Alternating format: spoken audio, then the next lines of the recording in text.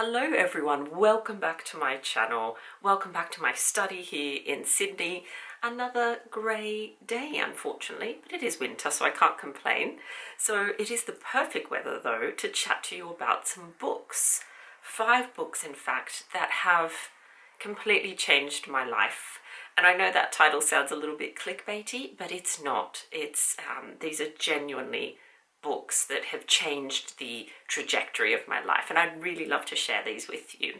But before I show you the first one, I just want to say that I'm a complete and utter bibliophile. I love books. I love the look of them, the smell of them, the feel of them. I don't even need to read them. Just having them there brings me a lot of joy. So books form a big part of my life. As you can see behind me, I've got quite a library. This is just my history library. So non-fiction books, mainly about the Tudor period, and then some historical fiction that I like to collect as well. Downstairs in my bedroom, I've got another huge shelf with lots of different books, lots of different genres, and we've got books in the dining room, books in the lounge room, books everywhere. So they form a big part of my life. So 5 books that have really changed things for me. I'm going to start quite light-hearted with a really kind of funny, light-hearted book, but that has inspired me a lot, and then we will move through to some other genres as well. So the first one is this one. So it is Notes from a Small Island by Bill Bryson. Please let me know in the comments if you've read any of these. Now this book, I think I read this when I was just finishing high school or possibly starting first year of uni, and it just completely inspired my love of traveling, and I've never forgotten it because it's such a heartwarming and fun book. So if you don't know, Bill Bryson is an American author. However, he lived in England in North Yorkshire for many years, and in around 1995 I think it was, he was going back to the US temporarily and decided to do like this last tour of Britain, and it is an incredibly funny book. So it's his account of that trip, what happened to him on the trip, and if you've ever read any of Bill Bryson's books, they are completely hilarious, absolutely hilarious. All the reviews say things like, you know, don't read them out, don't read this book in public for fear of emitting loud sounds and all that sort of thing, and it's true, it is laugh out loud funny. So, but for me, what was important about this is that I had already been kind of bitten by the travel bug. My family and I had travelled many times to Uruguay, which is where my parents and family are from, and to neighbouring countries like Argentina and Brazil. We'd done a little bit of domestic travel, but we'd never been to Europe or to the UK. So this made me want to go to England, it made me want to travel around England, and I've never forgotten it, absolutely never forgotten it. It's one of those that will stay on my shelf always. I love the way he has such an eye for detail, magnificent storyteller. But I think what I love most about Bill Bryson is he doesn't take himself too seriously. So he's often making fun of himself in his books. And I really like that about him, that ability to kind of laugh at yourself. I think that's a really good quality to have, to be honest. And so this is the first book that I wanted to start with because apart from history, I'm passionate about travel, adventure, storytelling, and this really inspired me to get out there and see some new places, and of course to record my thoughts as well. So love it. That is book number 1 if you ever get a chance. I also love his book about his trip to Canada. I think that one is called A Walk in the Woods. That is absolutely hilarious and fantastic as well. All his books are. He's come to Australia and travelled around here and written about that as well. So really great, especially if you do love travel kind of memoirs. Okay, book number 2 is this one. This is The Secret Diary of Anne Boleyn by Robin Maxwell. Oh my goodness, where to begin? This book completely transformed my life. So this is not I bought this copy recently. This isn't the original copy that I read. So many years ago, around the same time as the Bill Bryson one came out actually, my sister lent me a book she borrowed from the library. It was this book, The Secret Diary of Anne Boleyn, and she had read it, enjoyed it, and said, oh, maybe you'll like this as well. She'd kind of been into Tudor history and Tudor historical fiction and then passed that love on to me. So The Secret Diary of Anne Boleyn is Robin Maxwell's debut novel. Completely changed her life too, by the way. So I read it, very much enjoyed it. the basic premise is that Elizabeth I, she has just come to her throne, and a mysterious lady gives her a secret diary that her mother had kept, so Anne Boleyn, and she learns a lot about her mother and sees parallels in their own lives and the drama that plays out in their lives. But it's not so much the content, it's more what it sparked in me, which was a lifelong interest in Anne Boleyn. I really couldn't have known then that she would become, I guess, my historical heroine, my life's work. All I knew then is that I felt that kind of little spark light up, you know, that weird feeling that you get in your tummy when something's important and inspirational, and then it just led me to, of course, want to research and learn more about Anne. So it is this book that sparked that love, and because I'm pretty sure I'd already read Bill Bryson's book, I ended up going to England. I went on a tour of Europe, but I had a few days in England, in London beforehand. I went to Hampton Court and the Tower of London, and that just completely fueled the fire. I was completely caught in the Tudor web, and you know, the rest, as they say, is history. But so this book holds a very special place in my heart because it ignited that passion. You know, until that point, I don't know if I don't remember ever having come across the Tudors. We don't learn it here at school in Australia, so maybe I had, not sure, but I don't actually remember. So this is the first memory I have of thinking, ooh, this is a fascinating story. I want to know more about this. So that's book number 2. Wonderful book, and Robin Maxwell's other books are great too. Book number 3 is this one, The Life and Death of Anne Boleyn by the late Professor Eric Ives. So have a look at this copy. Oh, it's very well worn. Some people are not going to like this. I've highlighted bits and I've written in the book. The poor thing is kind of falling apart, so I do need to get myself another good copy for my shelf. However, I will always keep this because this is the original. So this is a non-fiction book. It's a biography of the life of Anne Boleyn, as I said. It's an academic book, but it is very readable, very readable. And I remember going to a bookstore near Sydney University with my husband and seeing this on the shelf and thinking, oh my goodness, because it was probably, so this came out 20 years ago. I think I paid $60 or $70 for it. A lot of money for a book in that time. I feel like this was the first non-fiction book about Anne Boleyn that I actually purchased. It's certainly the first academic non-fiction book. Perhaps I had some other popular history books, but this was the first one. And as you can see, it has been indispensable to me in my research of Anne. I could not have imagined when I was reading this that I too would actually write books about the Tudors. You know, I remember thinking, imagine having that knowledge to write a book about a person who lived 500 years ago. And then, you know, I couldn't have known that I would end up writing multiple books about the Tudors and a non-fiction book about Anne.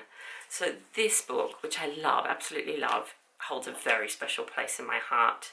I still think, after all these years, it is the best full-length non-fiction biography of Anne. I don't agree with everything, obviously, that Professor Ives puts forward in this book, but that doesn't matter. It is such a thought-provoking, detailed book, and it's clear that she was his life's work. And actually, I saw him speak once at a festival at Blickling Hall many years ago, and I'm so grateful that I got the opportunity to see him speak. He gave a talk about Anne. He was so passionate about her, knowledgeable yet passionate. So, you know, it was really refreshing to see an academic talk so emotively about his subject. And I can't remember if it was at that talk or somewhere else where he said there are 3 women in his life: his wife, his daughter, and Anne Boleyn. And I can so relate to that feeling, to her being part of the family. So this book will remain with me forever. It is absolutely brilliant. Professor Ives was an incredible scholar and he devoted his life to Anne. And so I feel like, you know, we have something in common there. So this is book number 3. Okay, now the next couple of books are not history books. Surprise, surprise. I do actually enjoy other subjects apart from history. So my 4th pick is The Power of Now by Eckhart Tolle. You can see I've marked things in this one too. So apart from history, I also, for many years now, have been I suppose, enamoured with all things spiritual. I'm on a bit of a spiritual journey myself, and I found Eckhart Tolle's book a number of years ago. This has been out for a long time. It's a huge bestseller, huge bestseller.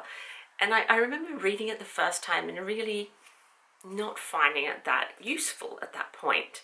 But then several years after that, after I'd kind of been on this spiritual path for a little while, I picked it up off my shelf again. And then, oh my goodness, everything struck a chord. Immediately this became one of my favorites. He became one of my favorite spiritual teachers. And it's basically about exactly what it says, the power of now, this moment. And the whole premise is very simple. The whole idea is simple. It's that we only have this moment. This present moment is life. This really did transform my life because it helped me not be burdened by things that happened in the past or weighed down, and also not be fearful of things that might or might not happen in the future. So it really is about harnessing the power of now, of the present moment. Completely transformative. It has changed my life, and I think if you're interested in your kind of interior life and spiritual matters, then you will probably enjoy this book. And let me know if you've read it as well. I love everything by Eckhart Tolle, all his YouTube videos. I'm a member of his subscription site where he gives strategies, lessons. They have live chats. He also does in-person retreats, and I would absolutely love to go on one of those in the future. So this is book number 4. It will always be, you know, within arm's reach, because I think it's so easy to forget that lesson, that this is when life happens, this moment right now, you know, when we're in the midst of life with all its ups and downs. We can easily become taken over by either the psychological past or future, you know, projecting things that may or may not happen. And to be honest, I wouldn't be able to do the things I do if I listened to those fears about the future. You know, putting your work out into the public where people can criticize, can judge, can be really scary. So you have to be able just to enjoy the process of creating, put it out there with love, and really not worry about what might or might not come in the future from that. So always enjoying the process, the creative journey, I think is key, and this helped me understand that. And I listened to the audiobooks. I think I've listened to the audiobook probably like 15 times. You know, it's just, I like to have him on loop as I walk around and see if that message really sinks in. So love this, absolutely life-changing. I have one more book for you, and it is this beauty, Benedictus by the late John O'Donoghue. I could not do a video about books that changed my life without including the incredible work of John O'Donoghue. He was an Irish man, Irish poet, philosopher, used to be a priest actually as well, but then was very inspired by Celtic tradition and Celtic spirituality, and wrote many books about lots of different things. I've picked this one, but another favourite is his book Anamkara. If you haven't read that, oh my goodness, that is a stunning book. So this one is actually a collection of blessings. So John believed that you don't need any special qualifications to be able to bless people. We can all bless each other. And so this is a collection of his own blessings that he's written, and they are divided into themes. So there are blessings for all those kind of transitional moments in life. He calls them thresholds, all those different thresholds. So, you know, suffering, loneliness, solitude, all kinds of things, all sorts of things. And he has created blessings for each of those. And this is a book that changed my life because it's like having comfort at your fingertips. You know, when you read his work, his beautiful words, it's like getting a big hug from a dear, dear friend. And interestingly, I heard someone talk about him that met him, and they said that he was the most incredible hugger. He gave the best hugs. And so it's interesting that you can sense that and feel that through his work. So it's really soothing, it's comfort, it's beauty. Oh, the most powerful beauty. And I don't mean like cosmetic beauty. He just managed to harness something so kind of primal and beautiful. I can't recommend this highly enough. I always have it close by and have much favorites. But I wanted to end this video by actually reading a blessing to you. And it is a blessing that he actually wrote for his mother when his father passed away. And it's a blessing that I have sent to countless friends when they've been in difficult times, that I've read to myself over and over when I have had tough moments, you know, which we all do. and it is so soothing. And I think if you read it several times, you just start to feel better. It's actually incredible how powerful it is. So let me find it for you so I can read it. So it's a New Year blessing, and it's called Baennacht. Apologies if I pronounced that completely incorrectly. So here we go. On the day when the weight deadens on your shoulders and you stumble, may the clay dance to balance you. And when your eyes freeze behind the grey window and the ghost of loss gets into you, may a flock of colours, indigo, red, green, and azure blue, come to awaken in you a meadow of delight. When the canvas frays in the curragh of thought and a stain of ocean blackens beneath you, may there come across the waters a path of yellow moonlight to bring you safely home. May the nourishment of the earth be yours. May the clarity of light be yours. May the fluency of the ocean be yours. May the protection of the ancestors be yours. And so may a slow wind work these words of love around you, an invisible cloak to mind your life. Is that not the most beautiful thing you've ever heard? Oh, I love that so much. Thank you everyone for watching this video. I hope you've enjoyed a look at 5 books that really have changed my life for different reasons, and that I love and that will always be on my shelf forever. I'd love to know what books have transformed your life, which ones you can't live without. So just a quick recap, we had the very light-hearted and funny Notes from a Small Island by Will Bryson. Really inspired me to travel, and my love of storytelling and humour. Humour in storytelling I think is so important. Of course, the 2 books that sparked my love of Tudor history, which I will never forget and forever be grateful for and keep very close to my heart. Robin Maxwell's The Secret Diary of Anne Boleyn and Professor Ives's The Life and Death of Anne Boleyn. These are 2 absolute favourites, life-changing for me, because they introduced me to Anne Boleyn. I then showed you The Power of Now by Eckhart Tolle. Again, you know, a must-read if you're interested in spiritual matters.